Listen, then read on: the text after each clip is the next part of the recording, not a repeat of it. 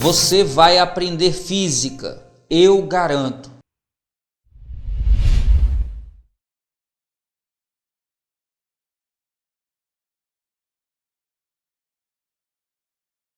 Fera, o primeiro tópico dos top 5 Enem é dinâmica de partículas, que está ligado diretamente com a habilidade 20 da competência 6.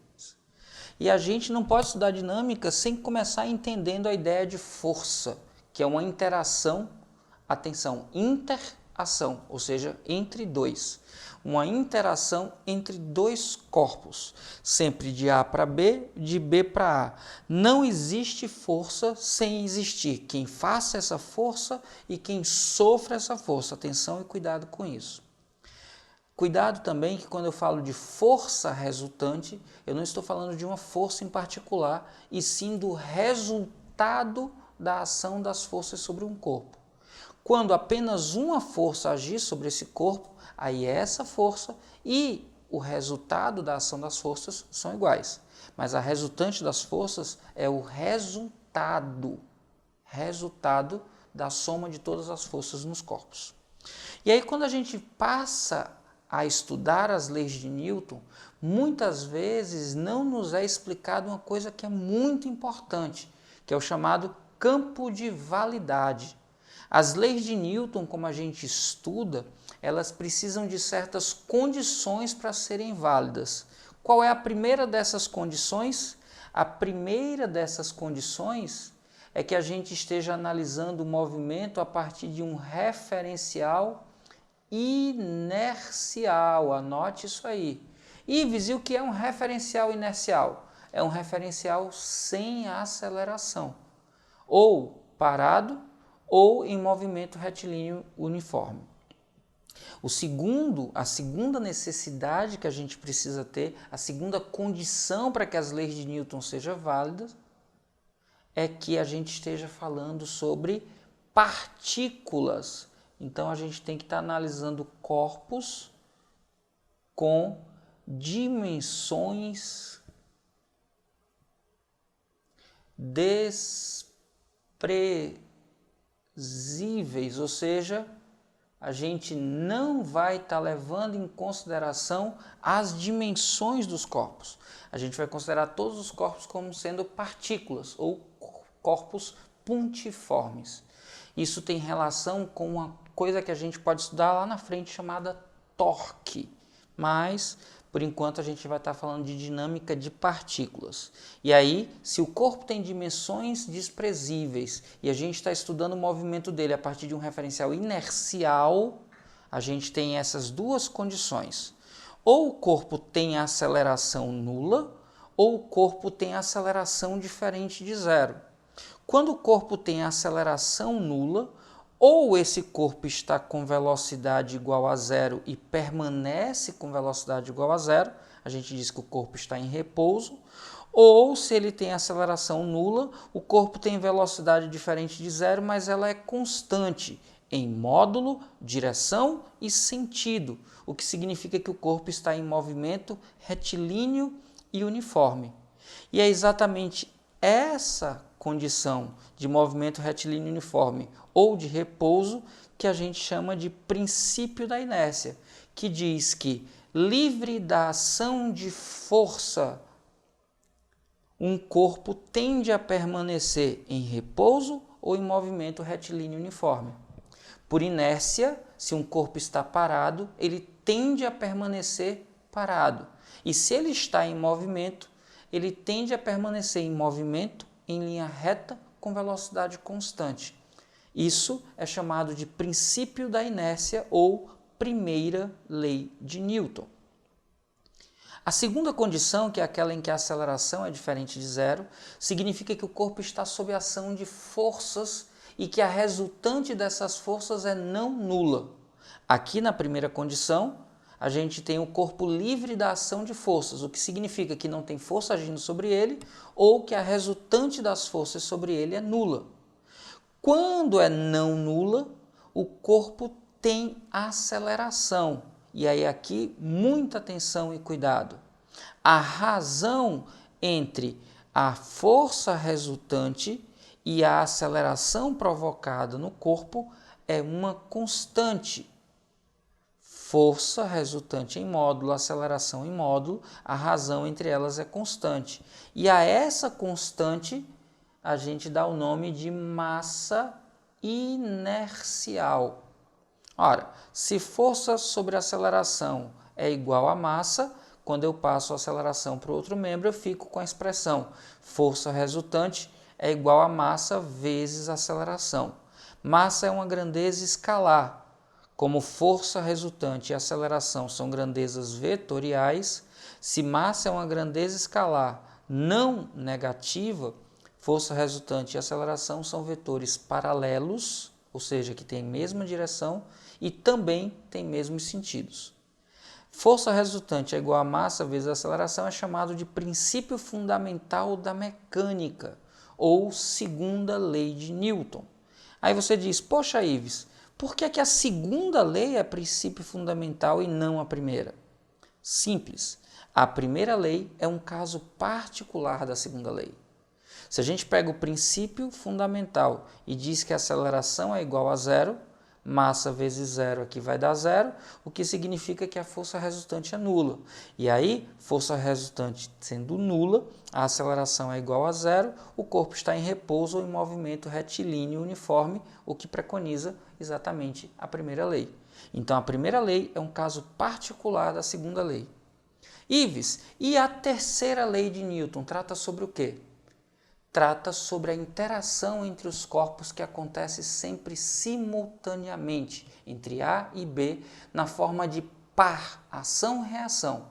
E esse par de forças é sempre de mesmo módulo, de mesma direção e com sentidos opostos. E atenção, aplicadas em corpos diferentes. A faz força em B e B faz força em A. O par-ação-reação acontece em corpos distintos e por isso essas forças não se equilibram. Tranquilo?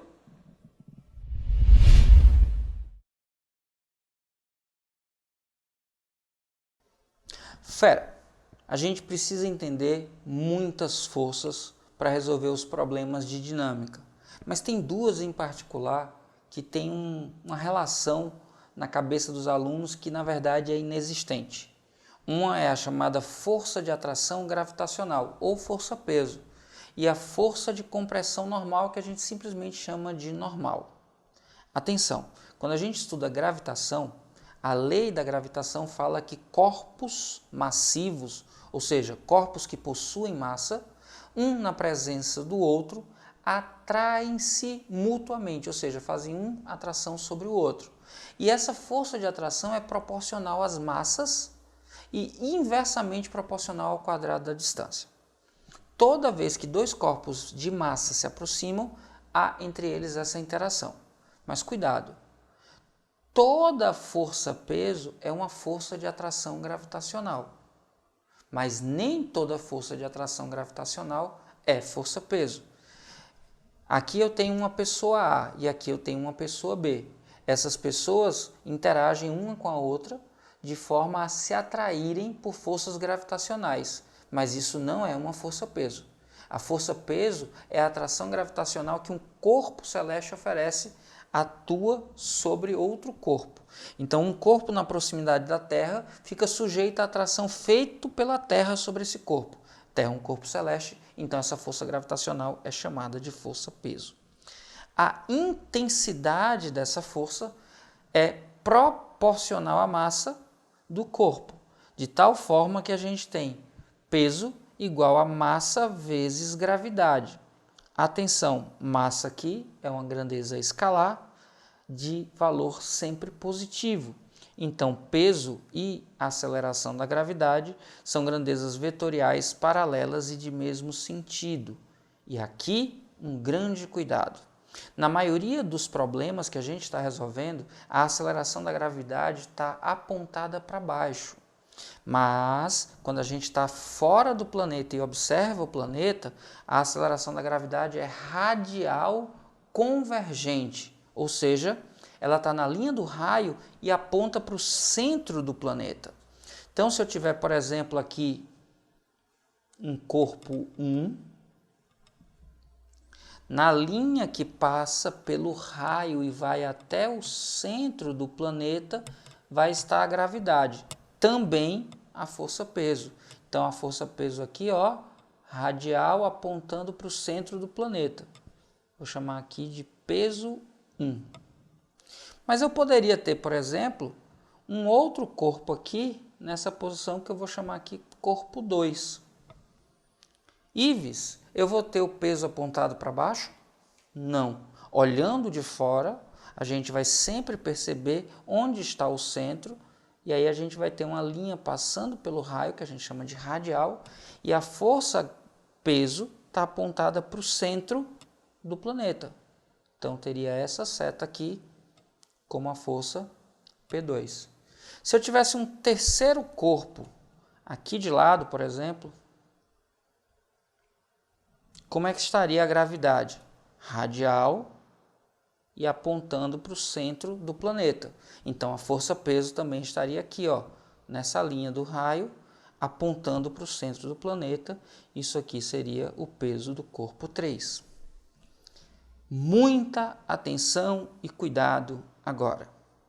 Na maioria dos problemas, a gente não precisa representar quem é o par ação-reação da força de atração gravitacional.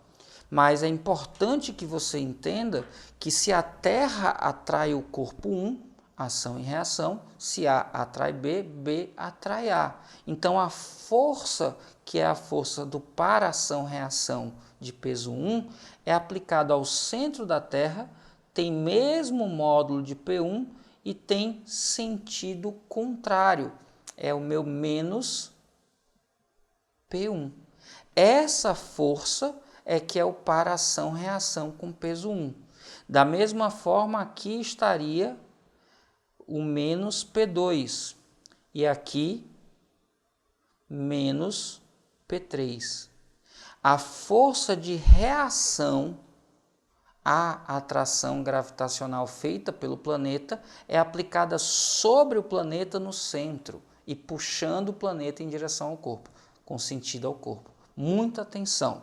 A força-peso é uma força radial convergente, ou seja, aponta para o centro do planeta.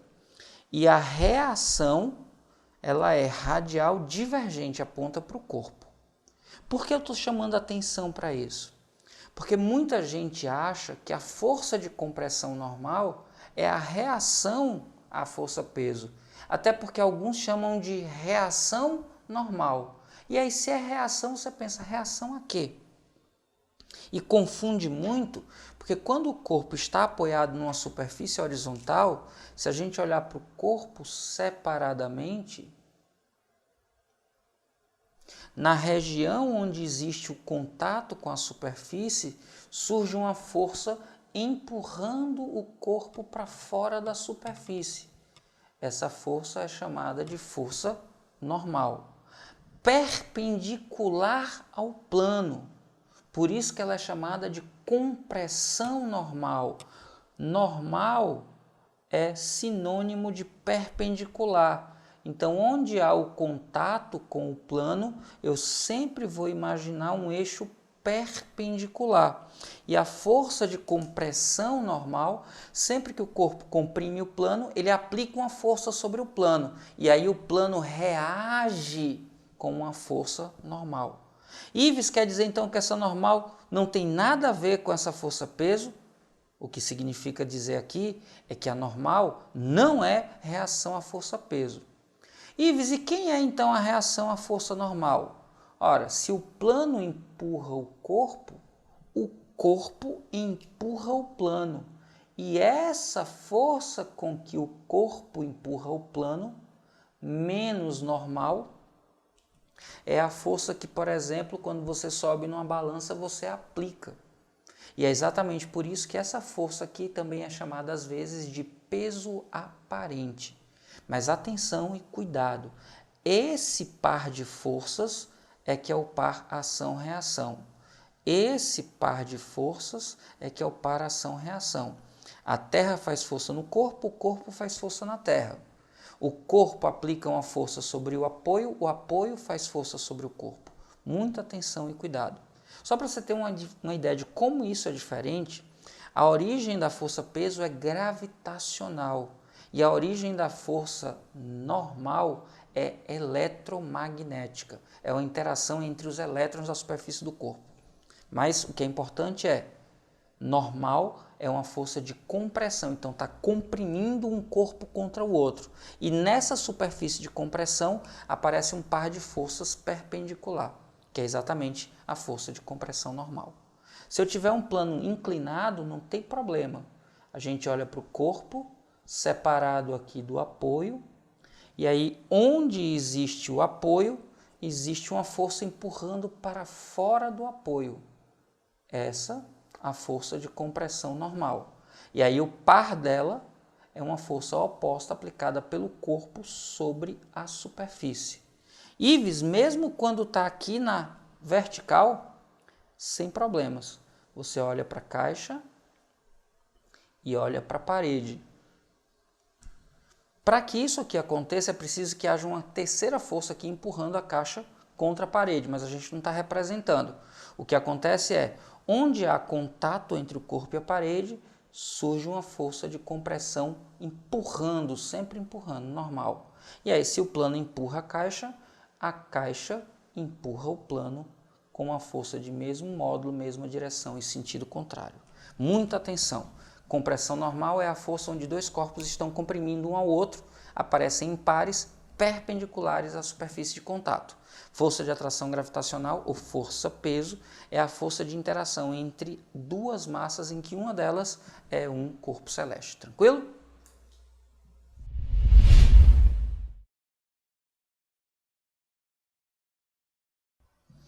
Fera, provavelmente você já tentou esticar um elástico e talvez já tenha tido a oportunidade de puxar ou comprimir uma mola. Você deve ter percebido que sempre que você tenta deformar um elástico ou uma mola, esse corpo tem uma resistência oferecida a essa deformação. Ora, isso acontece porque sempre que você tenta deformar o corpo, surge uma força que é chamada de força elástica. Essa força é uma força restauradora. O que é que isso significa? Significa que ela é uma força que se opõe à deformação e tenta sempre trazer o corpo para o seu tamanho original. Se você estica, a força puxa de volta. Se você comprime, a força empurra de volta, sempre tentando manter o tamanho original. Quando você aplica uma força deformadora, aí você tem um tamanho final do corpo diferente do tamanho original, e a diferença entre esses tamanhos, seja quando eu estico, seja quando eu comprimo, por isso que está em módulo, é chamado de X ou deformação da mola. Quando a gente coloca a intensidade da força em função do valor dessa deformação, percebe-se que há uma proporcionalidade entre a intensidade da força e a deformação produzida na mola. O gráfico é uma reta a partir da origem, o que significa então que a razão entre a força e a deformação é constante. Essa constante é chamada de K, constante elástica. E a lei de Hooke, que é a expressão matemática que representa o que está acontecendo aqui, é dada por força elástica tem módulo igual a constante vezes a deformação da mola. Agora, muita atenção e cuidado. Vetorialmente, a gente escreve força elástica é igual a menos K vezes X vetor. Se a gente atribui um caráter vetorial à deformação, ou seja, se a gente orienta essa deformação, a força elástica tem sempre sentido oposto, por isso esse sinal de menos. Se a mola está esticando, a deformação acontece numa orientação e a força elástica aparece no sentido contrário. A deformação vai para a direita, a força elástica para a esquerda. Se eu estou comprimindo uma mola e faço com que a deformação esteja orientada para a esquerda, surge uma força oposta, que é a força elástica. Então, a força elástica, vetorialmente, tem sentido contrário ao da deformação. Cuidado com isso.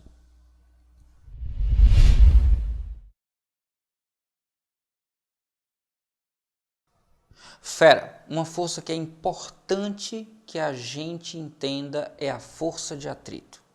Se a gente olhar os corpos quando estão apoiados um sobre o outro, quando eles estão comprimidos um sobre o outro, der um zoom, a gente vai perceber que mesmo parecendo lisos, tanto o corpo quanto o apoio tem rugosidades, tem essas pontas aqui, tem esses buracos, né? Tem essas protuberâncias e essas reentrâncias.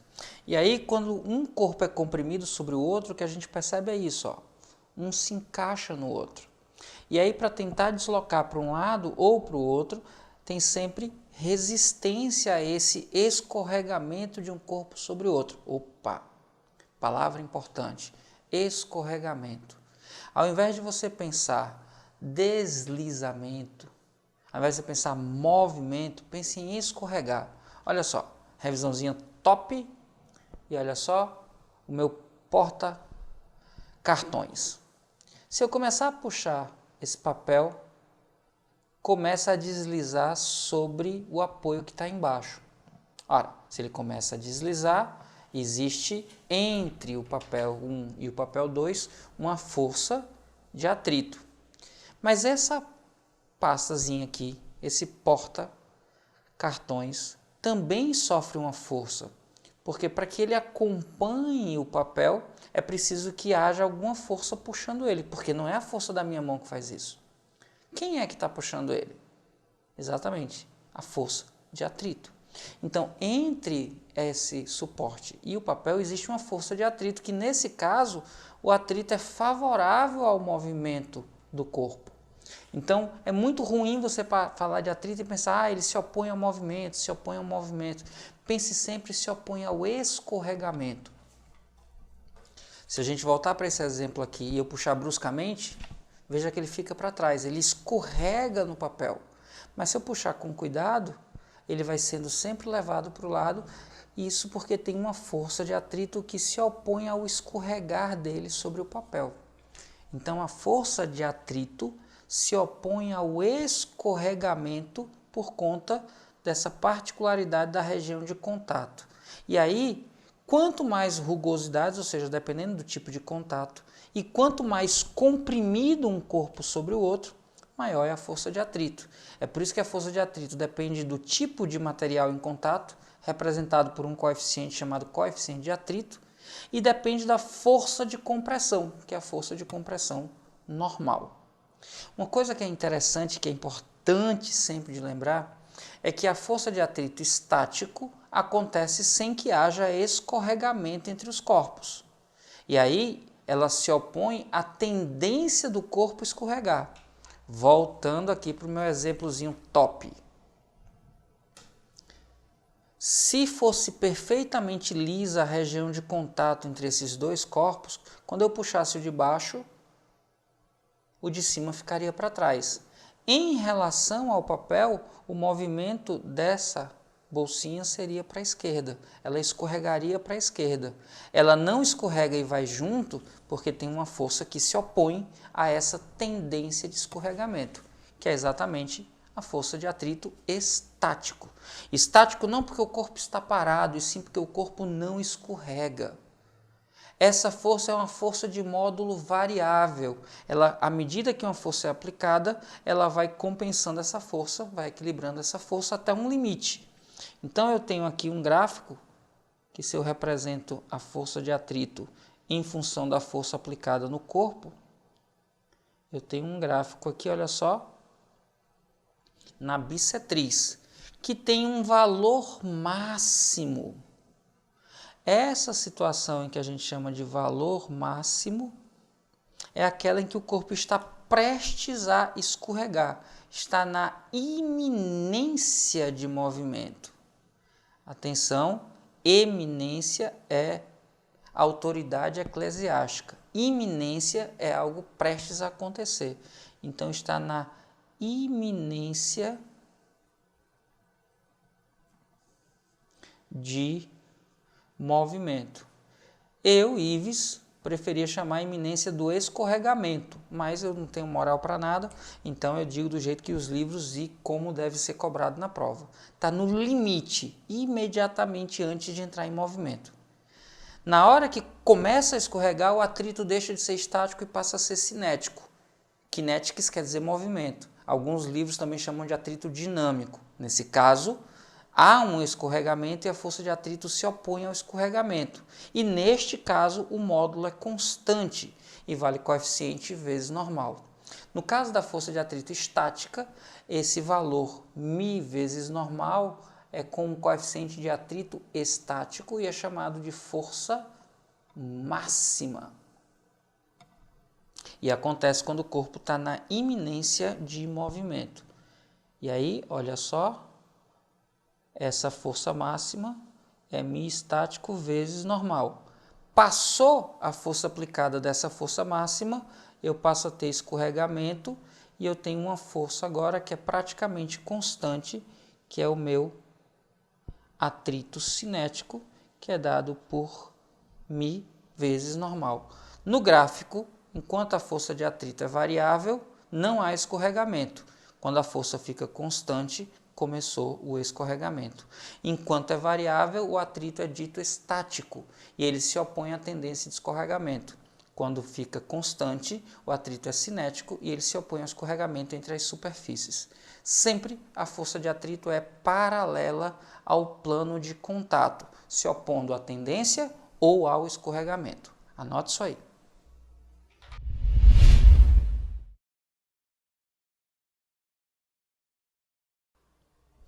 Fera. Aqueles problemas que envolvem vários corpos que estão interagindo uns com os outros, os famosos bloquinhos, tem um passo a passo para resolver, que a gente chama de forma chique de algoritmo de soluções. Mas algoritmo é simplesmente um passo a passo, tipo uma receita de bolo. E exatamente como uma receita de bolo, você tem todos os passos, mas à medida que você vai ficando experiente, você pode mudar a ordem com que você faz esses passos, pode juntar dois passos em um só, pode pular alguns deles. Eu vou dar o caso geral e à medida que você vai amadurecendo nos exercícios, você vai percebendo que dá para juntar esses dois num só.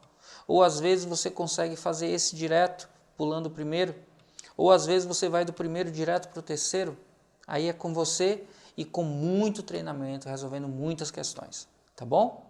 As provas do Enem até aqui, normalmente, tem questões em que a gente usa cada caso de força separado, mas pode aparecer uma questão onde eu tenha vários corpos interagindo, então é bom saber o que fazer.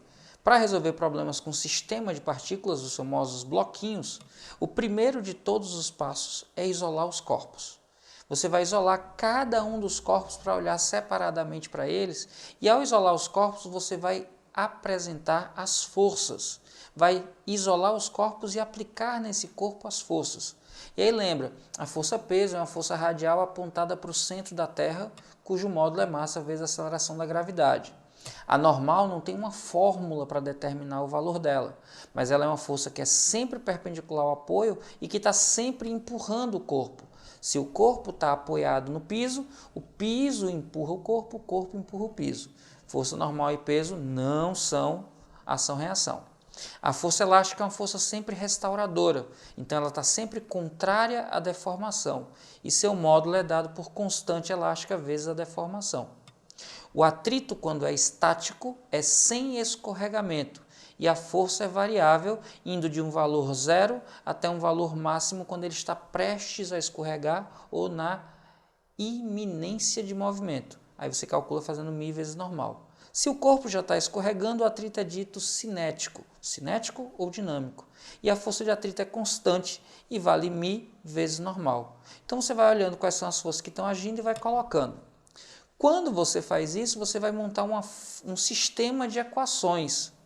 E para isso você vai usar as forças resultantes em cada corpo.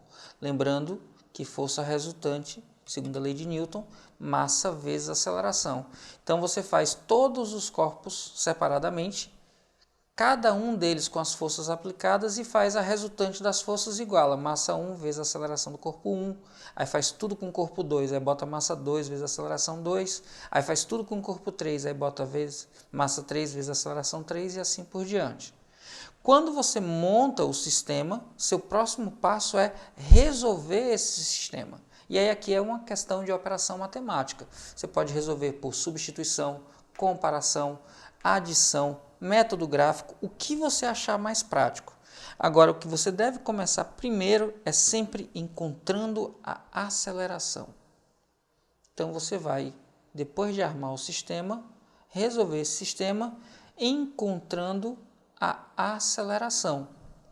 Ives, mas e se o problema já der a aceleração? Aí você, do segundo, já pula direto para o quarto passo, que é substituir a aceleração em cada uma das equações e, com isso, determinar as forças que você não conhece, as forças de contato, as forças de tração.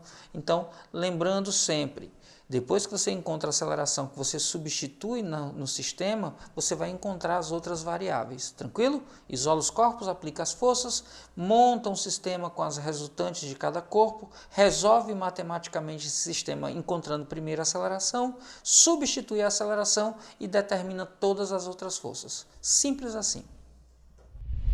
Segundo Aristóteles, uma vez deslocados de seu lugar natural, os elementos tendem espontaneamente a retornar a ele, realizando movimentos chamados de naturais.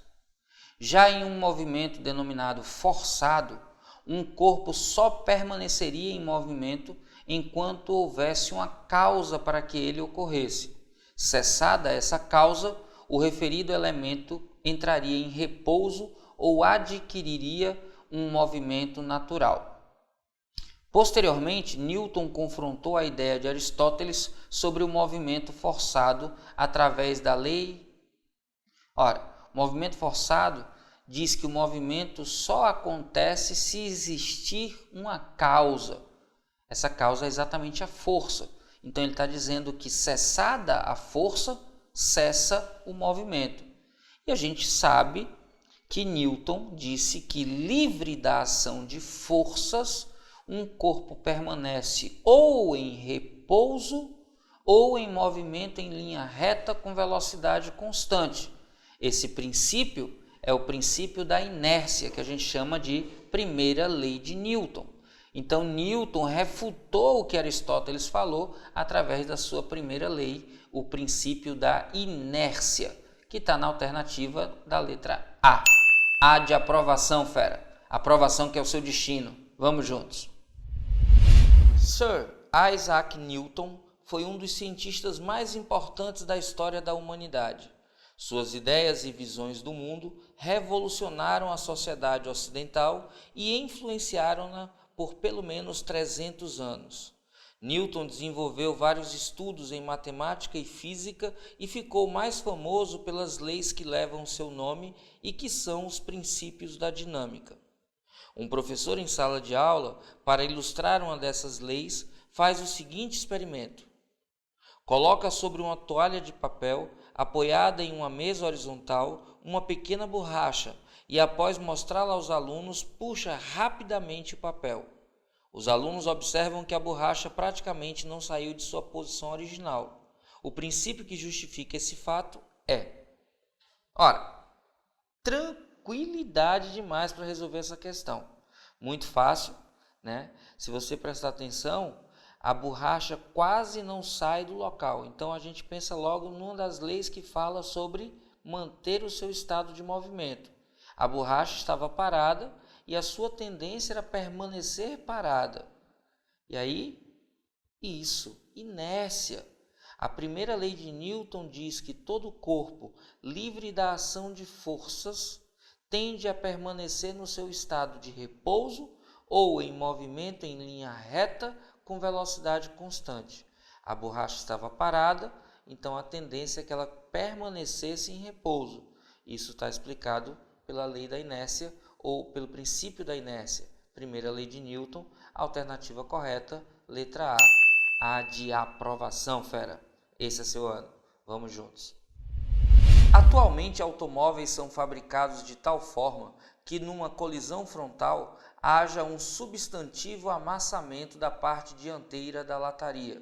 Com isso, aumenta-se o tempo de contato entre o carro e o objeto com o qual ele colide. Por que os fabricantes estão tomando essa postura? Para a gente resolver essa questão, fera, é muito importante que a gente lembre de alguns conceitos. O primeiro desses conceitos é o conceito do momento linear, também conhecido antigamente como quantidade de movimento. Quantidade de movimento que matematicamente a gente encontra pelo produto da massa do corpo multiplicado por sua velocidade instantânea. Aqui, a velocidade vetorial instantânea. E um outro conceito importante é o conceito do impulso de uma força. O impulso de uma força matematicamente é definido como o produto da força que é aplicada vezes o intervalo de tempo de aplicação. Isso quando a força é constante. Atenção com isso, hein? Essa expressão só é válida quando F é constante. Agora, o impulso, ele também pode ser obtido através do gráfico. Nesse caso, a gente diz que o módulo do impulso é numericamente igual à área do gráfico em que eu tenho força em função de tempo. Se a força é constante, você aplica direto na expressão. Se não, você vai ter que trazer aqui para o gráfico, olha só, valor da força em função do tempo, e nesse gráfico a área é numericamente igual ao módulo do impulso. Quem for fazer física no terceiro grau, algum curso da área de engenharia, por exemplo, vai encontrar uma ferramenta matemática poderosa chamada cálculo diferencial integral, e através da integral dessa função a gente consegue definir quem é o impulso. Por hora, só é ou força vezes ΔT ou a área que aparece nesse gráfico. Uma coisa muito importante é o que a gente chama de teorema do impulso. O teorema do impulso da força resultante mostra para a gente que o impulso da força resultante corresponde à variação da quantidade de movimento do corpo. E a gente poderia então falar que força vezes intervalo de tempo é igual à variação da quantidade de movimento, de onde a gente tira que força seria igual a ΔQ, variação do momento linear, sobre intervalo de tempo. Como aqui aparece um ΔT, convém chamar de força média. Ora, a força média aplicada num corpo é a taxa de variação temporal do momento linear desse corpo. Isso aqui corresponde, meus queridos, à segunda lei de Newton. Foi dessa forma que Newton falou sobre força resultante. Se, atenção, se e somente se a massa do corpo é constante, se a massa do corpo é constante, então eu posso escrever aqui que a minha força seria igual à massa que multiplica a variação da velocidade. Variação de Q é Q final menos Q inicial. Como a massa é constante, eu posso colocar em evidência. E aí eu ficaria aqui com um ΔT. ΔV sobre ΔT é A. Opa, aqui faltou o vetorzinho. Então, eu teria força resultante igual a massa vezes a aceleração, que é exatamente o que diz a segunda lei de Newton quando a massa é constante. Um corpo de massa constante tem aceleração proporcional à força resultante que age sobre ele. Então, daqui a gente já tem uma coisa importante para ver: a relação entre força e tempo. Quando eu aumento o intervalo de tempo para produzir a mesma variação no momento linear, a força média diminui. Então, eu posso trazer isso para cá, ó.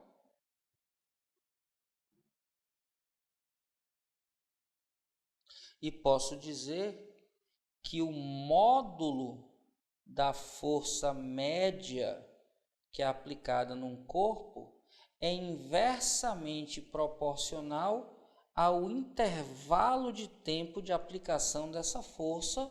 Atenção, se o ΔQ for o mesmo. Quanto mais tempo eu demoro para parar algo, menos força média eu preciso aplicar. E aí onde está o segredo dos carros que se deformam, do airbag em relação ao cinto de segurança, do fato de que quando a gente cai, a gente se machuca menos em rolamento, quando a gente salta, a gente precisa flexionar as articulações, porque em todos os casos eu estou demorando mais tempo para variar o meu momento linear, e por isso eu vou sofrer uma força média menor. Então, quando a gente fala de força aplicada para variar a quantidade de movimento para um mesmo valor de momento linear ou quantidade de movimento, quanto maior é o intervalo de tempo, menor é a força média aplicada. Então, voltemos para a questão, vou colocar ela aí na tela, tá bom? Michel, volta agora à questão que eu vou comentar, fechar ela com a questão aparecendo aí, tá certo?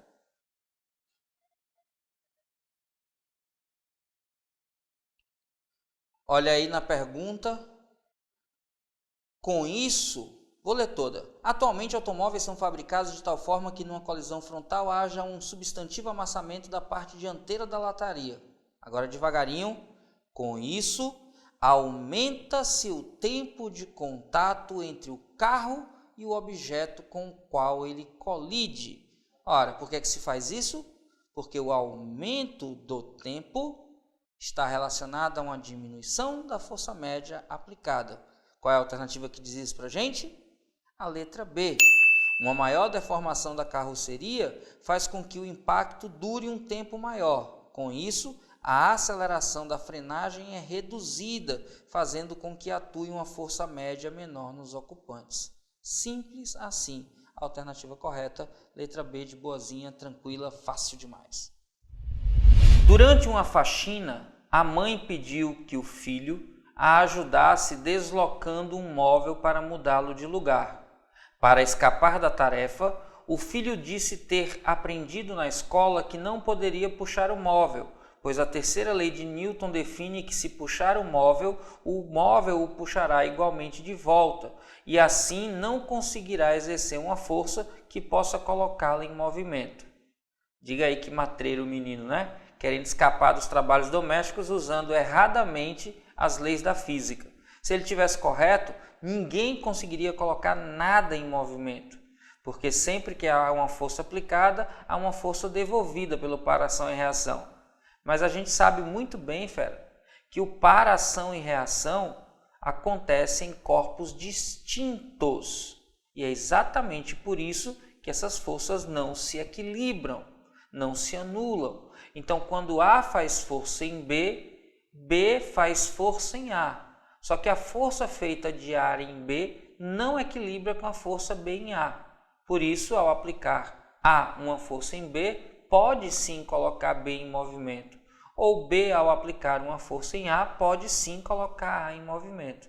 Então, o garotão aí se enganou e a mãe diz o seguinte: qual é o argumento que a mãe utilizará para apontar o erro de interpretação do garoto? Ora, muito simples. Basta a mãe apontar que o para-ação e reação não se equilibram porque não são aplicados no mesmo corpo. Qual é a alternativa que diz isso, fera? Exatamente. A letra E diz que o par de forças de ação e reação não é aplicada em um mesmo corpo. Alternativa correta, E de eita poxa, coisa fácil. Na antiguidade, algumas pessoas acreditavam que, no lançamento oblíquo de um objeto, a resultante das forças que atuavam sobre ele tinha o mesmo sentido da velocidade em todos os instantes do movimento. Isso não está de acordo com as interpretações científicas atualmente utilizadas para explicar esse fenômeno. Desprezando a resistência do ar, qual é a direção e o sentido do vetor força resultante que atua sobre o objeto no ponto mais alto da trajetória. Aproveitar essa questão para a gente dar uma revisada rápida em lançamentos oblíquos. A gente fala que o lançamento é oblíquo quando ele nem é paralelo ao solo nem perpendicular ao solo. Quando ele é paralelo ao solo, ele é chamado de lançamento horizontal. E quando ele é perpendicular ao solo, ele é chamado de lançamento vertical. Quando a velocidade inicial, que eu vou chamar aqui de V0, tratada aqui com essa setinha, e como velocidade é uma grandeza vetorial, olha só, colocando aqui uma setinha de vetor, quando forma em relação aqui à horizontal um ângulo θ, ao longo do caminho a trajetória vai ser parabólica. Atenção e cuidado, a velocidade em cada instante é sempre tangencial à trajetória, e pode ser decomposta numa componente horizontal e numa componente vertical. Mas em cada ponto da trajetória, a velocidade é sempre tangente à trajetória. Aqui no ponto mais alto ela vai ser horizontal e aqui no ponto 3 ela vai estar apontada para baixo. A gente tem algumas propriedades que a gente pode discutir. Por exemplo, se eu tenho aqui o ponto 1 e o ponto 3 com mesma altura, se H1 e H3, aqui não é 2 não, se H1 e H3 são iguais, então a gente vai ter que, em módulo, as velocidades em cada ponto, a velocidade no instante 1 e a velocidade no instante 3 também tem mesmo módulo. Se estão à mesma altura, vão ter mesmo módulo. Uma outra propriedade que a gente pode lembrar sempre é que na altura máxima, quando a altura h é máxima, o módulo da velocidade será mínimo. Então, quando eu considero aqui a altura máxima, o valor da velocidade tem módulo que é mínimo. Uma outra coisa que é importante é que se a altura final do lançamento é igual à altura inicial, essa distância que a gente chama de alcance pode ser calculada em função do módulo da velocidade de lançamento, V0, do seno, atenção agora, do duplo ângulo de lançamento. Como assim, Ives? Se aqui é 15, eu uso 30. Se aqui é 30, eu uso 60. Se aqui é 45, eu uso 90. Se aqui é 60, eu uso 120. Se aqui é θ, eu uso o dobro de θ. Tudo isso dividido pela aceleração da gravidade. E aí tem mais um detalhe. Se esse alcance é máximo, é porque o seno de 2θ é máximo, ou seja, o seno de 2θ é 1, 2θ é 90 graus, então o ângulo de lançamento é igual a 45 graus. Quando o ângulo de lançamento é 45 graus, eu tenho alcance máximo, e esse alcance máximo é dado por módulo da velocidade de lançamento ao quadrado dividido pela aceleração da gravidade. Que bom que eu coloquei essa expressão, porque aqui faltou colocar o ao quadrado. Cuidado com isso. O alcance é dado pelo quadrado da velocidade de lançamento vezes o seno do duplo ângulo dividido por g. E seu máximo valor é dado por módulo da velocidade de lançamento ao quadrado dividido pela aceleração da gravidade, que vai acontecer quando o ângulo de lançamento é igual a 45 graus. Mas tudo isso só acontece, atenção e cuidado agora, porque ao longo da trajetória o corpo está acelerado. Olha quem é a aceleração. É a aceleração da gravidade. Como a aceleração do corpo é igual à aceleração da gravidade, força resultante, lembrando lá da segunda lei de Newton, que é massa vezes a aceleração, vai ser igual a massa vezes a aceleração da gravidade. Ora, qual é a força que é igual a massa vezes a aceleração da gravidade? Isso, força-peso. Ou seja, durante toda a trajetória, a força resultante que está agindo sobre o corpo, se não existe resistência do ar, é a força-peso. Então, aqui no ponto 1, eu tenho força-peso, que é sempre radial, está na linha do raio apontando para o centro. Aqui no ponto 2, eu tenho força resultante igual a força-peso, que é radial apontada para o centro do planeta. Idem aqui no ponto 3, que eu tenho a força-peso, que é radial apontada para o centro do planeta. Em geral, a representação é sempre com o centro do planeta na parte de baixo. Por isso é tão comum se dizer que a força-peso aponta para baixo. Mas atenção, a força-peso é uma força radial que aponta para o centro do planeta. Em particular, quando a gente está representando a superfície como horizontal, a gente tem o centro do planeta abaixo da superfície, é por isso que a gente diz que a força-peso está apontada para baixo. Considerando isso, e ao longo da trajetória tendo apenas a força-peso, a alternativa correta é aquela que diz que a força é vertical para baixo, pois somente o peso é que está presente durante o movimento. Logo, a alternativa correta para essa questão é a letra B. B de boazinha, tranquila, fácil demais. B de esse é seu ano, fera. Vamos juntos. Uma pulha muito comum é a de se perguntar: o que pesa mais, 1 quilo de algodão ou 1 quilo de ferro? Do ponto de vista físico, a resposta mais coerente com a situação proposta é: bom, para começar, fera, quilo não é unidade de medida. Quilo é um prefixo que está associado a um multiplicador. Esse multiplicador é 10 elevado à terceira potência, é 1000. Então, quilo alguma coisa é 1000 desta coisa. Quilogramas são 1000 gramas, quilômetro, que é quilômetro, são 1000 metros, quilolitros são 1000 litros, quilo qualquer coisa são 1000 vezes esta coisa. Só que na linguagem do dia a dia, a gente mascara o quilograma chamando só de quilo. Então, na linguagem cotidiana, quando eu me refiro a 1 quilo de batatas, ou a 1 quilo de algodão, a 1 quilo de queijo, eu estou dizendo, na verdade, 1 quilograma de queijo, 1 quilograma de batatas, 1 quilograma de algodão. Então, entenda esse quilo como quilograma, mas está errado. Está escrito aí exatamente como as pessoas falam, para poder exatamente a gente discutir isso. Outra coisa que é muito importante é que a maioria das pessoas confunde a ideia, o conceito de massa e o conceito de peso. E está explorado isso nessa brincadeira. Quando ele diz o que pesa mais, 1 quilo de algodão ou 1 quilo de ferro, ele está querendo que você pense no peso, e embora esteja falando sobre massa. E é exatamente por isso que a gente precisa diferenciar peso e massa para responder corretamente essa questão. Acompanhe aqui. Massa é uma grandeza associada à inércia do corpo. A massa é uma medida da inércia do corpo. Quanto mais massivo é esse corpo, mais difícil é alterar o estado de movimento deste corpo. Se esse corpo está em repouso, a tendência dele é permanecer em repouso.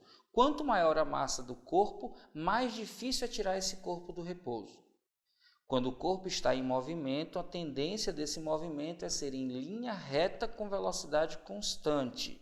Quanto mais massa tem esse corpo, mais difícil é alterar esse movimento, mais difícil é alterar a velocidade desse corpo.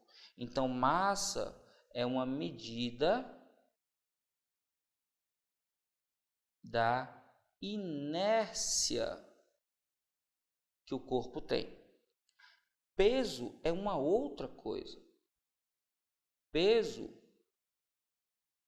é uma força de atração gravitacional. Como assim? Quando um corpo que tem massa está próximo, está dentro de um campo gravitacional, há uma interação entre esse corpo e o gerador desse campo, que é um outro corpo que também possua massa. Essa interação é uma força que é sempre de atração. Essa força de atração é uma força de atração gravitacional. Mas cuidado, todos os corpos massivos criam em torno de si campos gravitacionais. Todos os corpos massivos interagem por força de atração. Mas a gente chama de força-peso a força que um planeta faz sobre o corpo, a força que um satélite faz sobre o corpo.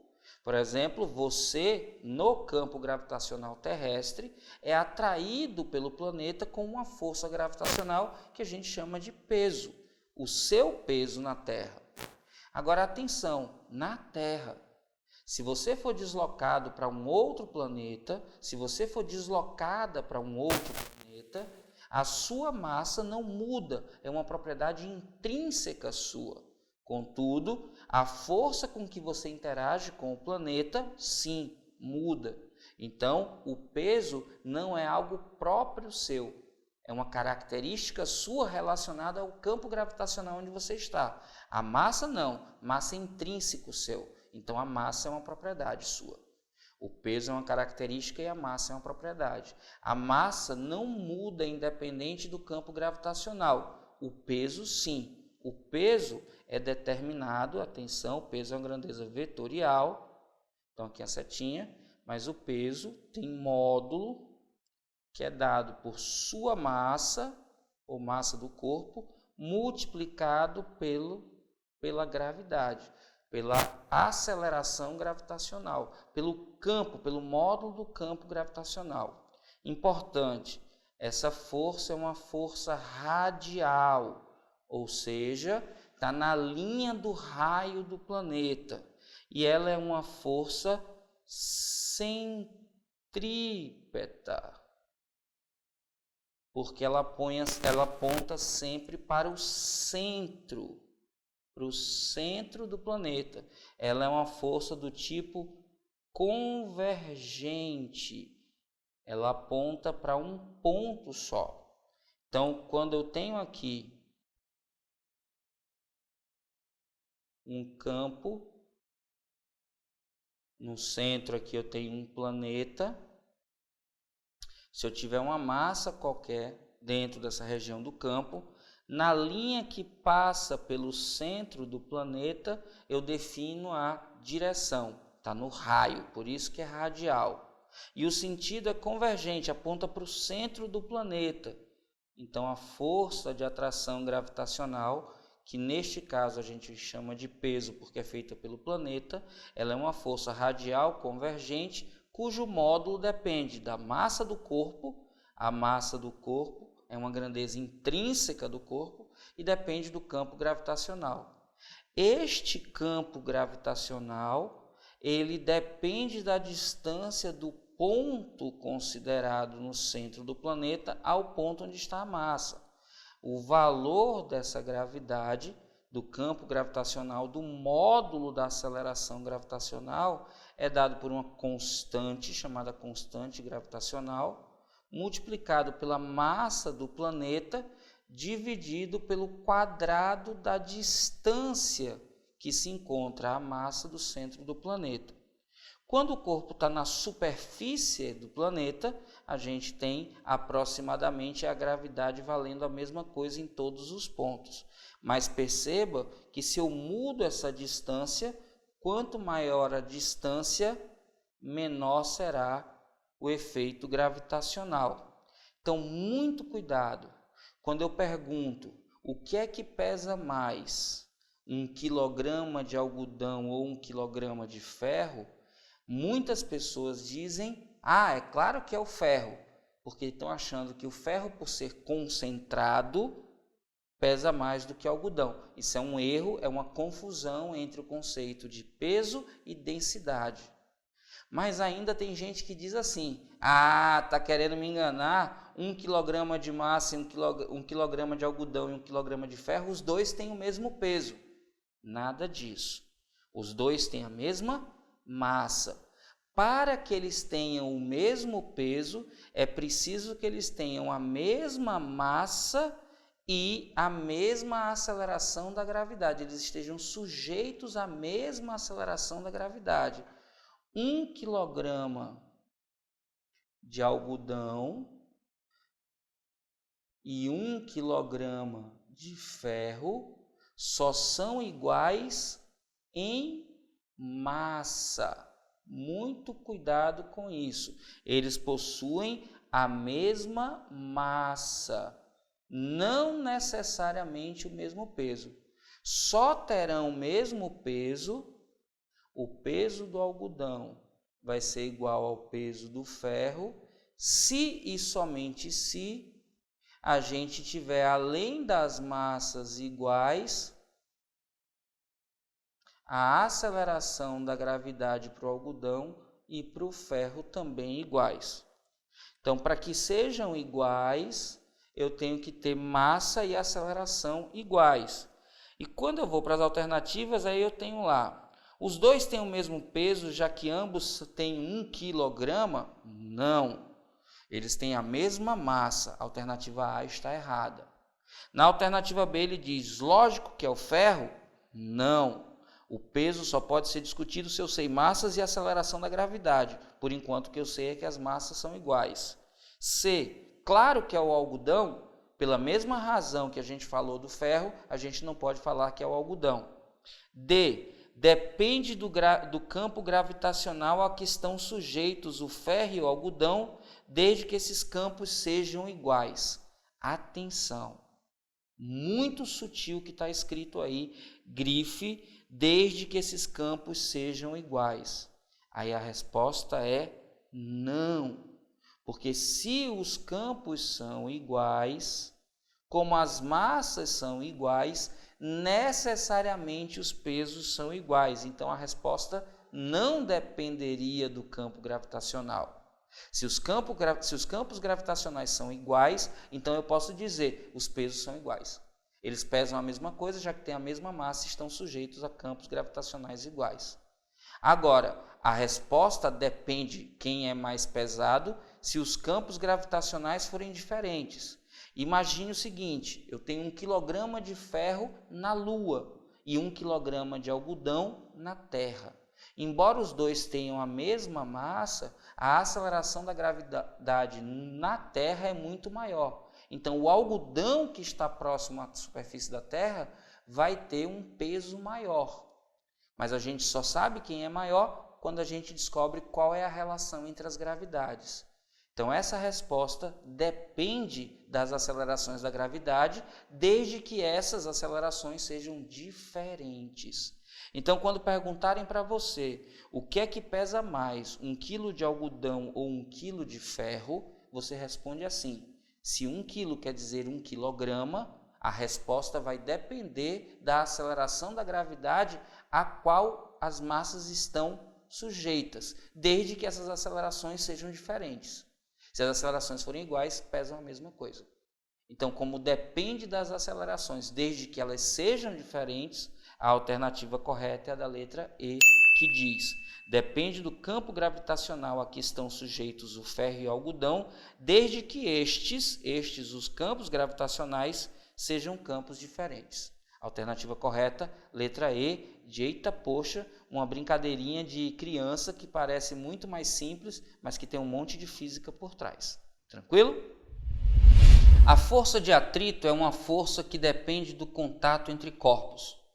Pode ser definida como uma força de oposição à tendência de deslocamento dos corpos e é gerada devido a irregularidades entre duas superfícies em contato.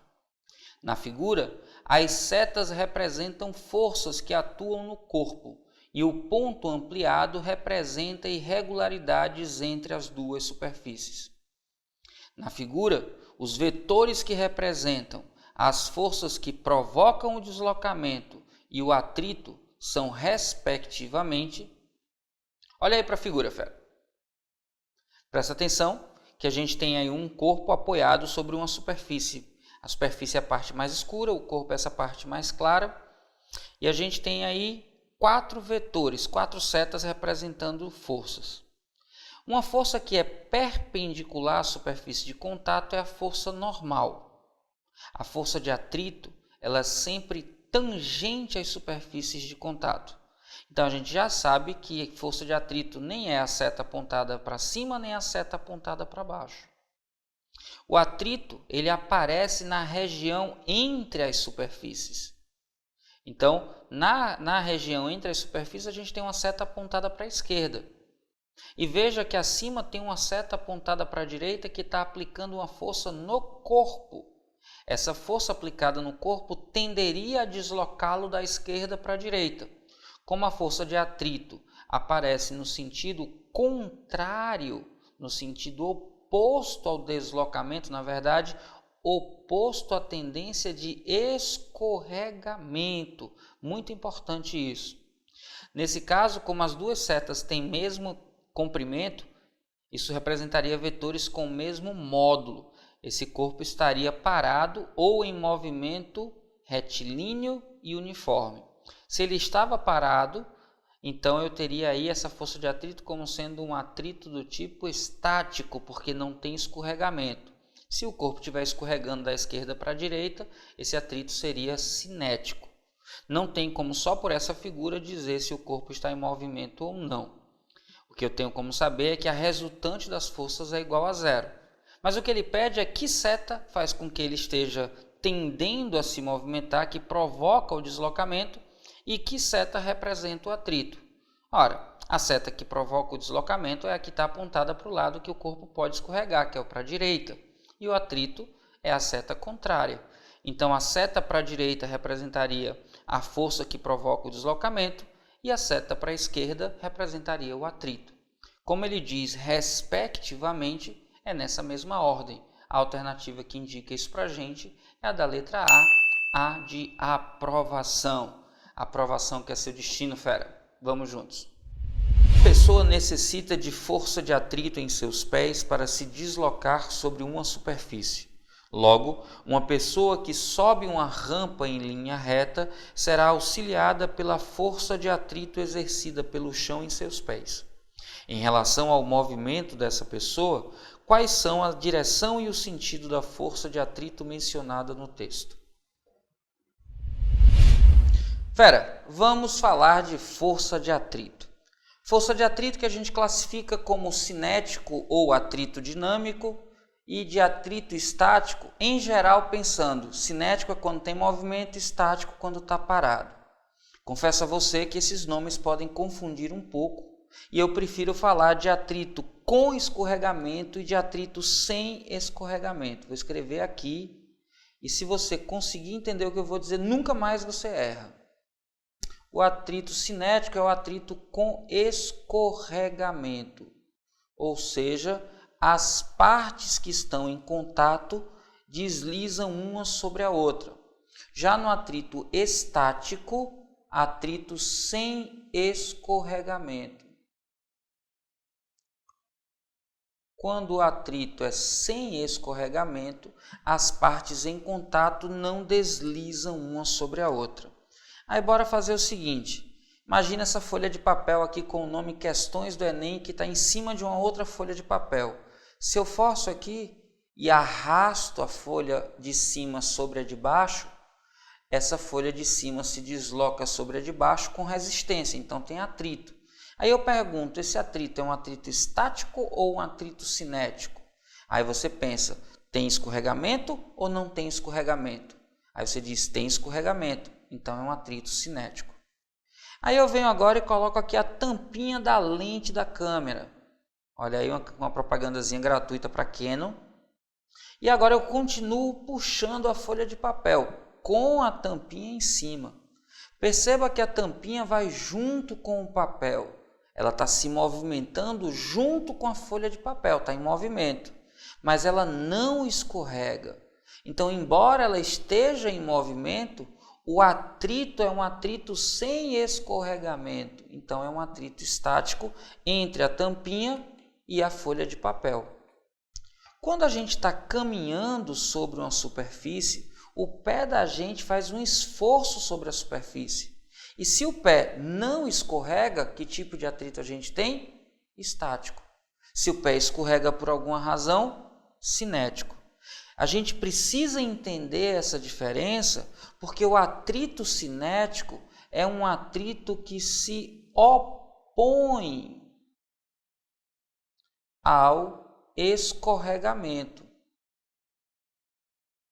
E como tem movimento em questão, esse escorregamento tem o sentido do movimento, então ele se opõe ao movimento. Já o atrito estático, ele se opõe à tendência de escorregamento. Não ao escorregamento, porque não tem escorregamento. Então, como é a tendência de escorregamento, olha só, cuidado agora, o atrito estático é favorável ao movimento. De novo, vou trazer a tampinha para cá. Está aqui o papel, está aqui a tampinha. Quando eu puxo o papel para a direita, o papel puxa a tampa e olha para onde é que aí tem que ser a força feita pelo papel na tampa. Para o lado do movimento. Então, quando a gente tem um atrito de escorregamento, esse atrito se opõe ao movimento. Mas o atrito de escorregamento, sim. O de sem escorregamento, não. Ele, ao invés de se opor ao movimento, ele é favorável. E aí, quando você pisa, vamos supor que aqui é o seu pé pisando o chão, está aqui o solo. A força que você empurra o chão está representada por essa seta aqui inclinada, força feita pelo pé. Por ação e reação, o que é que acontece? Você sofre uma força no sentido contrário, que eu vou chamar aqui de força feita pelo chão. Essa força feita pelo chão aponta para cima e para a direita. Então, se eu for decompor essa força, olha só, ao decompor essa força, eu tenho uma componente dela para a direita e uma componente dela para cima. Essa componente para cima é a força de compressão normal. E essa tangente à superfície é exatamente a nossa força de atrito. Força essa que, como não tem escorregamento, é um atrito estático. E ele está favorável ao sentido do movimento. Então, quando a gente tem aqui uma rampa, como diz a questão, e o corpo vai subir essa rampa caminhando, se o movimento do corpo, aqui representado por essa bolinha, é de baixo para cima, é preciso que haja uma força. Se isso aqui é o sentido do movimento, a velocidade, é preciso que haja uma força feita no solo, empurrando o solo, para que o solo empurre para cima. E aí essa força feita pelo solo tem uma componente tangencial, que é paralela ao plano, que corresponde à força de atrito estática, que é paralela e que tem o mesmo sentido do movimento. Então, com isso, a gente já saberia qual a resposta. A gente tinha que saber que a força de atrito era paralela ao plano no mesmo sentido do movimento. A alternativa que diz isso para a gente é a da letra C, C de coisa fácil. Uma coisa que é importante também que você saiba é que a força de atrito cinética tem sentido aqui contrário ao do escorregamento e tem intensidade, tem módulo constante e dado pela expressão μ, que é um coeficiente de atrito que a gente chama de cinético, multiplicado pelo módulo da força de compressão normal. Já a força de atrito estático não tem um valor fixo, ela varia entre 0 e o máximo valor, vou colocar aqui força de atrito, e o máximo valor que é dado por μ estático vezes o módulo da normal. Quando a força de atrito atinge o seu máximo valor, o corpo está prestes a escorregar. A gente diz que ele está na iminência de movimento. E se a gente fosse representar graficamente a intensidade da força de atrito em função da força feita, força F, e aqui a força de atrito, enquanto o atrito é estático, eu tenho aqui um gráfico crescente. Quanto mais força é aplicada, mais atrito eu tenho. Até que eu chego num limite em que tem uma queda e eu passo a ter uma força constante. Esse trecho em que a força é constante é o trecho em que o atrito tem escorregamento. Esse trecho crescente em que a força é variável é o sem escorregamento. Esse ponto onde eu tenho a máxima força é o ponto onde acontece a iminência de movimento. Então, fera, lembre, atrito cinético é aquele onde acontece escorregamento. A força de atrito se opõe ao escorregamento, tem módulo constante dado por μ vezes normal. Atrito estático acontece sem escorregamento. E o sentido da força não é contrário ao movimento, é contrário à tendência do escorregamento. Muita atenção com isso. Essa força de atrito é sempre, nos dois casos, tangente ao plano. E quando o atrito é estático, essa força é variável de um valor que vai de 0 até coeficiente estático vezes normal. O valor máximo acontece quando o corpo está prestes a escorregar, a gente chama de iminência de movimento. Tranquilo? Atente para a tirinha. Nela, Garfield supostamente estaria conduzindo um experimento científico sobre a primeira lei de Newton. Grifa isso. Primeira lei de Newton, princípio da inércia. O que é que diz esse princípio? Vamos já discutir. A inércia se evidencia em diversas situações no cotidiano. Assinale, dentre as alternativas, uma situação em que é explicada através do princípio da inércia. Então, olha só, você primeiro precisa entender o que é a inércia. A inércia é uma tendência natural dos corpos de, estando em repouso, permanecerem em repouso, ou estando em movimento, permanecerem em movimento em linha reta e com velocidade constante. Então a gente vai procurar nas alternativas alguma coisa que exemplifique um corpo estando parado, permanecer parado, ou estando em movimento, permanecê-lo em linha reta com velocidade constante. Na letra a gente vai ler assim: uma situação que explicada através do princípio da inércia. Letra A. Um bloco lançado sobre um piso horizontal parar após o deslocamento. Não é o princípio da inércia que explica isso, porque por inércia lançado, livre da ação de forças, o corpo permanece em movimento em linha reta e com velocidade constante. Ele não pararia. Letra B. O funcionamento dos freios do tipo ABS. Não.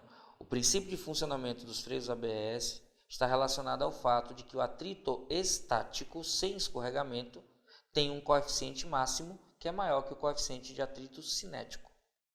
Na letra C ele diz: a dificuldade para se completar uma curva em um carro com grande velocidade. Opa! Por que é difícil completar uma curva? E isso porque os corpos em movimento tendem a permanecer em linha reta com velocidade constante. Então, para mudar a trajetória de reta para curvilínea, é preciso que exista uma força resultante e que essa força tenha uma componente centrípeta, ou seja, perpendicular à direção da velocidade.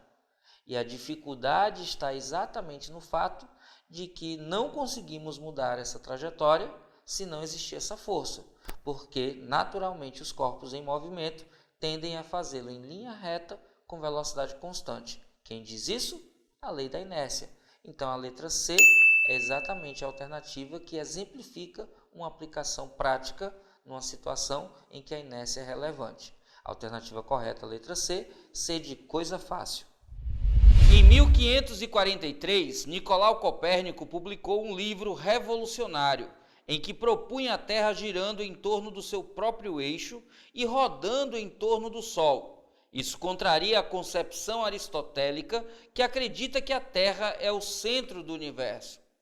Para os aristotélicos, se a Terra girasse do oeste para leste, coisa como nuvens e pássaros que não estão presos à Terra, pareceriam estar sempre se movendo do leste para o oeste, juntamente com o Sol. Mas foi Galileu Galilei que, em 1632, baseando-se em experiências, rebateu a crítica aristotélica, confirmando assim o sistema de Copérnico.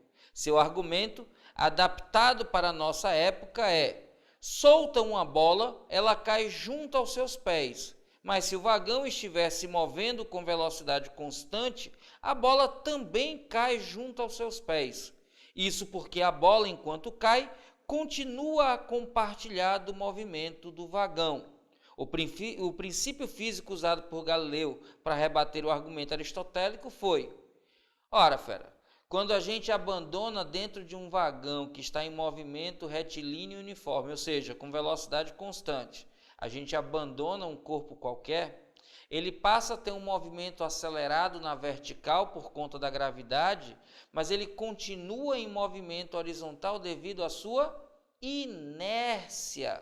Galileu Galilei rebateu usando o que depois se tornaria a primeira lei de Newton. O princípio da inércia é que garante que os corpos, ainda que não estejam em contato com o vagão, já que o exemplo usa um vagão, continuem seu movimento lateral, já que todo corpo livre da ação de forças tende a perpetuar o seu estado de movimento. A alternativa correta, letra A, A de aprovação. Aprovação que é seu destino, fera. Vamos juntos.